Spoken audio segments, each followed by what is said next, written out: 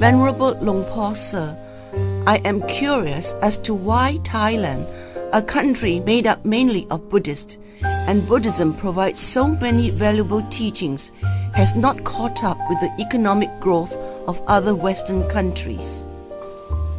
I agree that Thailand's economy is not as thriving as other countries, but do not assume that it is because Buddhist teachings are not helping. Don't look at it like that.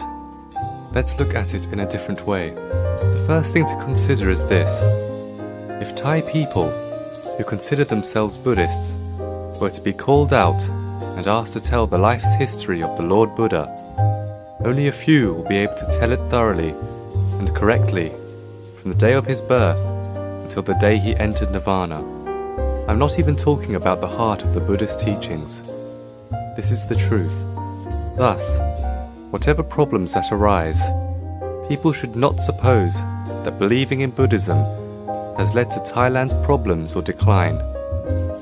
Instead, we must say that Thai people, even when they're calling themselves Buddhists, have insufficient knowledge of the Buddha's teachings. As mentioned, most Thai Buddhists cannot even recall the complete story of the Lord Buddha's life. What are the basic Buddhist principles that can be applied to our daily lives to eliminate the roads leading to ruin, which are the causes that undermined the whole nation's economic system? Most of us can answer it, but not completely. For that reason, believing in Buddhism does not lead to the decline of one's country. The problems in Thailand are not related to Buddhism in any respect. Thai people are Buddhists only on paper. They've checked the box for Buddhism to indicate their religious affiliation, but they've never really known what Lord Buddha taught. They declare themselves Buddhists merely because their ancestors and parents were Buddhists, but they themselves have never really allowed Buddhist teachings to penetrate their minds. They live their lives and make their living with little ethical principle, thus resulting in a deterioration in themselves, which ultimately leads to their country's decline. Let's look at it this way.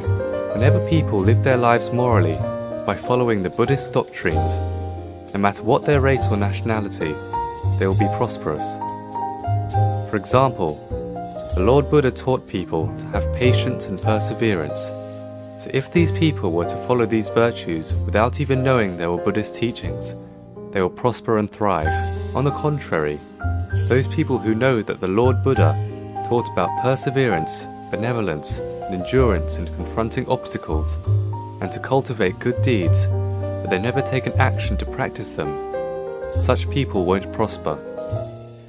They cannot fully call themselves Buddhists, for they do not practice Buddhist teachings, but merely know the teachings. The current problem in Thailand is that Thai people do not know Buddhism. The first group is made up of people who do not know key Buddhist principles and the life's history of Lord Buddha. The second group claims themselves as Buddhists too, because they've studied and are able to recall the Buddhist scriptures, but their knowledge is only based on memory. If they are students, they'd use their knowledge only to get good marks on exams. If they're adults, they'd use their knowledge to carry conversations, but never really bring it into practice. They are Buddhists only by name, but not in the true definition of a Buddhist. The genuine kind of Buddhist, the ones that know and practice the Buddhist principles, will prosper wherever they go. Buddhism will follow suit and prosper too. Even better are those Buddhists who know, practice, teach, and encourage others to learn and practice the Buddhist teachings too. This is the most special kind of Buddhist.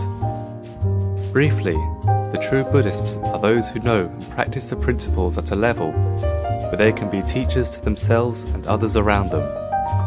Then, wherever they are, not just only in Thailand, they will make that country prosperous.